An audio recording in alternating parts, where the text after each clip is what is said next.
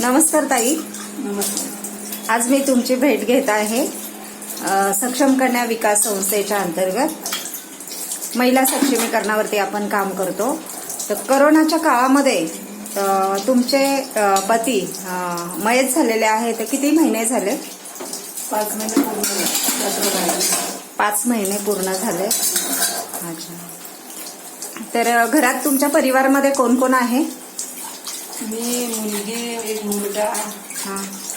आणि मिस्टरांची दुसरी बायको. अच्छा. तर तुमचा घरातलं जो परिवार आहे तो उदरनिर्वाह कसा होतो तुमचा? असं काम जसं तसं मिळेल तसं काम करू. अच्छा. आता काम करून. अच्छा, घरकाम करून तुमचं घर चालतंय. रूम स्वतःचा आहे? हो. तर रूम लोनवरती आहे का असाच आहे? लोनवरती आहे. तुमच्यावरती कर्ज किती आहे? 5-6 लाख रुपये. 5-6 लाख रुपये. मग आता ते कसं भरणार? घरकाम करून तुम्ही आणि मुलांना बघून. मुलगी किती वर्षाची आहे?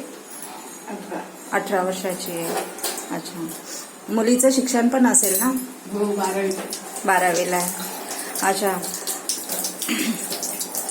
बघा, करोना काळामध्ये विधवा झालेल्या ताई, तुमचं पूर्ण नाव सांगा. सविता विश्वजित जाधव.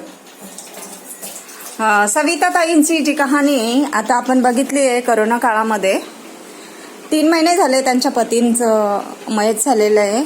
आणि त्यामध्ये त्यांच्या नवऱ्याची दुसरी बायको म्हणजे त्यांची सवत आणि तिचाही मुलगा आहे 5 वर्षाचा ना ताई. आणि त्यांची मुलगी 18 वर्षाची आहे. जो रूम घेतलेला आहे त्या रूमचं कर्ज आहे 7 लाख रुपये. आता घरकाम करून ह्या महिलांनी रूमचं कर्ज कसं फेडायचं, त्यानंतर आपला उदरनिर्वाह कसा चालवायचा, हा दिवा डोंबिवली ठाणे येथे अशा अनेक प्रकारच्या महिला आहेत. त्या महिलांचं जे जीवन आहे अत्यंत कठीण परिस्थितीमध्ये त्या जगत आहेत.